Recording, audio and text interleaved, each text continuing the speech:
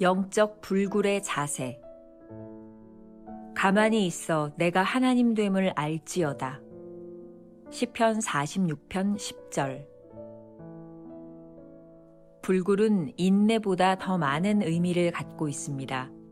우리가 바라보는 것이 반드시 실현될 것이라는 절대적인 확신과 그 소망을 바라며 인내하는 것이 합쳐질 때 이를 불굴이라고 합니다. 불굴은 실패할까 두려워 매달려 있는 상태가 아닙니다. 그의 영웅이 패배하지 않을 것을 강하게 믿고 앞으로 나아가는 것입니다. 제자들의 최대의 두려움은 자신들이 망하게 되는 것이 아니었습니다. 예수 그리스도께서 패배하실지도 모른다는 두려움이었습니다. 곧 주께서 보장하셨던 사랑, 공의, 용서, 자비가 결국 승리하지 못하고 수포로 돌아갈지도 모른다는 두려움이었습니다. 이때 영적 불굴을 촉구하는 음성이 들립니다. 그 음성은 아무것도 하지 않으면서 그냥 견디라는 음성이 아니라 하나님께서 결코 패배하지 않으신다는 확신 가운데 구체적으로 일을 진행시켜 나가라는 음성입니다. 만일 당신의 소망이 지금 난관을 겪고 있다면 이는 그 소망이 정결케 되고 있다는 뜻입니다. 고결한 꿈과 소망은 반드시 실현됩니다. 인생에서 힘든 것 중 하나는 하나님을 기다리는 것입니다. 예수님께서 말씀하십니다. 네가 나의 인내의 말씀을 지켰은즉 내가 또한 너를 지켜 시험의 때를 면하게 하리니. 그러므로 영적으로 불굴의 자세를 지니십시오.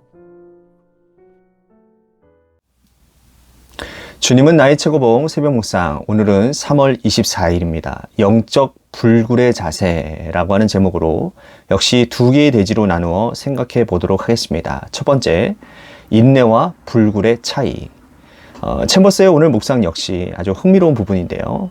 인내라고 하는 말과 불굴이라고 하는 단어의 차이를 통해 우리가 견지해야 되는 신앙의 태도에 대해서 말을 하고 있습니다. 이 둘의 차이가 무엇일까요? 인내한다라는 것은 챔버스에게 있어서 두려움과 고통 가운데서 참고 견디는 것이라면, 불굴이라고 하는 단어는 절대적 확신과 소망을 가지고 인내하는 것이라는 거죠. 이 둘의 차이를 설명하기 위해서 제가 예를 하나 들어보겠습니다. 미국의 소매상 협회에서 세일즈맨들이 이 거래 실적과 진념의 상관관계를 연구했다고 합니다. 물건을 판매할 때 이 세일즈맨의 48%는 단 한 번의 권유로 포기하는 경우들이 있고 25%의 세일즈맨은 2번 권유하고 포기한답니다. 그리고 15%의 세일즈맨은 3번을 권유하고 포기하고 세일즈맨 중에 오직 12%만이 4번 이상 권유를 한다고 합니다. 놀라운 사실은 4번 이상 권유한 이 12%의 세일즈맨들이 전체 판매량의 80% 이상을 차지하고 있다는 것이죠. 나머지 88%의 세일즈맨들이 판매하는 상품은 고작 20%에 불과하다는 겁니다. 자, 적용해 보겠습니다. 위에서 발표한 사실을 아는 사람, 그리고 이것을 모르는 사람들의 차이는 무엇일까요?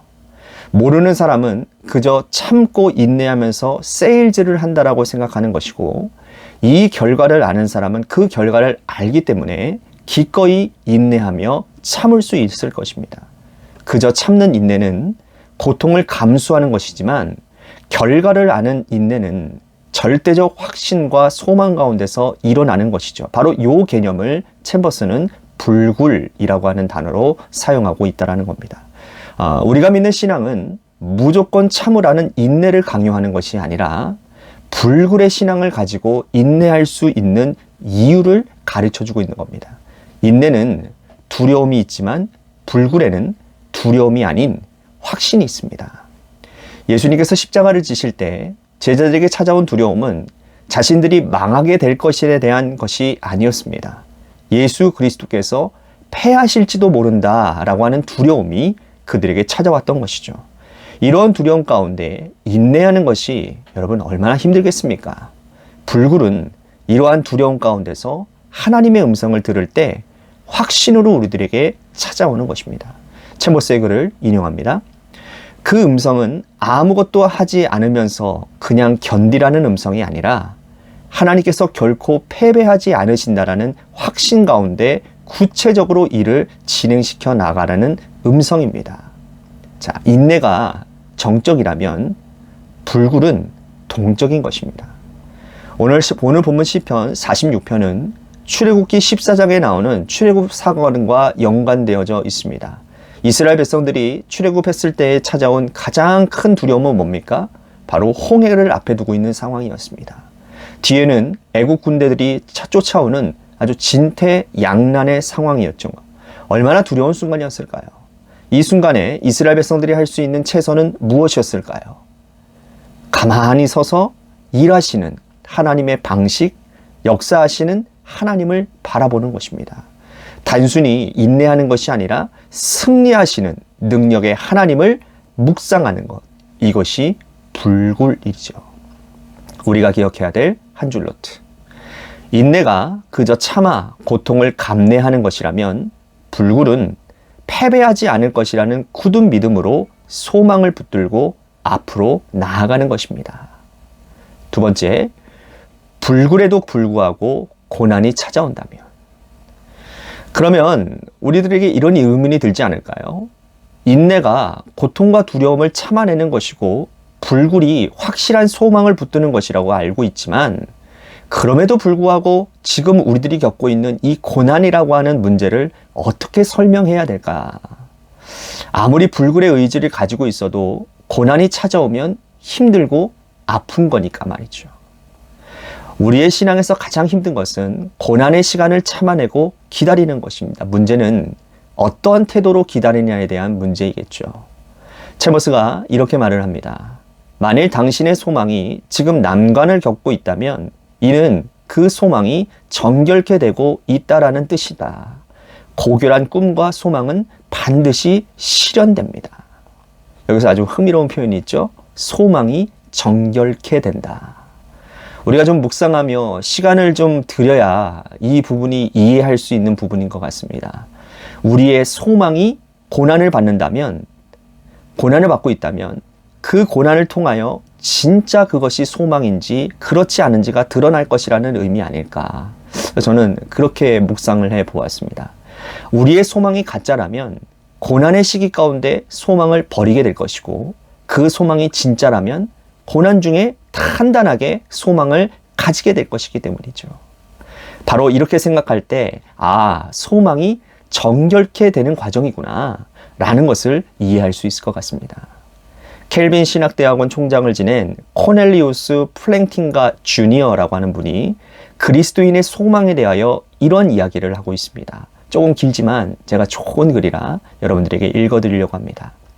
중세시대에 어떤 그리스도인들은 절망을 대죄로 여겼다. 그러나 어리석은 낙관주의도 역시 치명적인 죄이며 그것을 기독교적 소망으로 대체하려는 시도도 마찬가지 죄이다. 낙관주의는 걱정하지 마. 그 일이 일어나지 않을 수도 있어. 라고 말한다. 그러나 소망은 하나님의 은혜로 우리는 끝까지 사태를 다룰 수 있는 보다 훌륭한 능력을 갖게 될 거야. 라고 말한다. 낙관주의는 기운을 내. 라고 말하고, 소망은 하나님을 바라보라. 너의 구원이 다가오고 있다. 라고 말한다. 기독교의 소망은 광야에서, 사막에서, 유랑생활 중에 선물로 우리들에게 다가온다. 그것은 백일몽이 아니다. 그것은 완전한 현실을 대면해야 하는 미래를 향한 분투하는 소망을 동반한 믿음이다. 기독교적 소망은 아브라함과 같이 바랄 수 없는 중에 바랄 수 있으며, 고난 중에 인내하는데 인내는 인격을 낳고 인격은 소망을 이룬다. 그리스도인인 우리는 이러한 소망에서도 우리를 실망시키지 않는 하나의 중심적인 소망을 굳게 붙잡는다. 왜냐하면 이것은 우리가 받을 자격이 없고 바랄 수도 없음에도 불구하고 우리를 사랑하신 그분 안에서 집약된 소망이기 때문이다. 체머스는 오늘 묵상글에서 요한복음 3장 10절 말씀을 인용하고 있습니다. 이런 말씀이죠. 내가 나의 인내의 말씀을 지켰은즉 내가 또한 너를 지켜 시험의 때를 면하게 하리니. 이 말씀은 빌라델비아 교회를 향한 편지죠. 빌라델비아에 있는 교회에, 초대교회가 박해를 받던 시기에 인내의 말씀을 그들이 지켰다라는 겁니다. 주님께서 마지막 때에 시험을 명쾌하실 것입니다. 이 말씀이 확실함으로 붙들라라는 것이죠. 하나님은 절대로 우리를 실망시키시는 분이 아니니까 말입니다. 고난이 우리의 소망을 정결케 한다라는 것은 기다림의 시간을 통하여 완성되어 간다라는 것입니다. 우리는 흔히 이런 간증을 많이 듣지 않습니까? 내가 작정하여 기도했더니, 내가 금식했더니, 이런 류의 말들 말이죠. 가만히 보면 상당한 믿음들을 보여주고 있는 것 같지만 하나님의 의가 아닌 나의 의를 드러내는 말입니다. 자, 한번 생각해 보십시다. 왜 하나님은 아브라함에게 하늘의 별처럼 바다의 모래알처럼 많은 자손들을 약속하시고 그 긴 기다림의 시간을 갖게 하셨을까요? 말씀을 묵상하며 깨닫게 되는 것이 있습니다.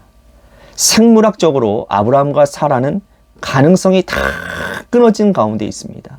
그 가운데서 소망을 붙들 때 비로소 이런 고백을 할 수 있지 않겠습니까? 이 모든 것이 하나님이 하셨습니다.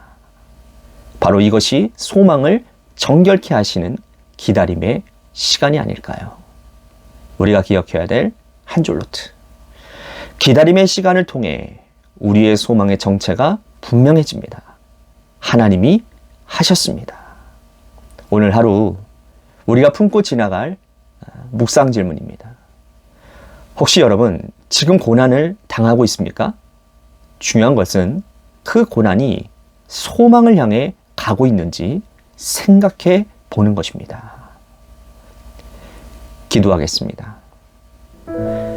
인내가 참 좋은 말인데 너무 힘겹게 우리들에게 다가올 때가 있습니다. 오늘 묵상을 통해 하나님은 우리들이 그저 인내하는 사람들이 아니라 불굴의 소망을 가지고 있는 사람임을 분명히 말씀하고 있습니다. 혹시 우리들이 가지고 있는 소망 가운데 기다림의 시간, 고난의 시간을 가고 있다면 이 시간을 통해 우리의 소망이 정결케 됨을 믿으며 승리를 바라보며 기다리며 인내하는 주의 백성들이 되게 하여 주옵소서. 예수님의 이름으로 기도했습니다. 아멘.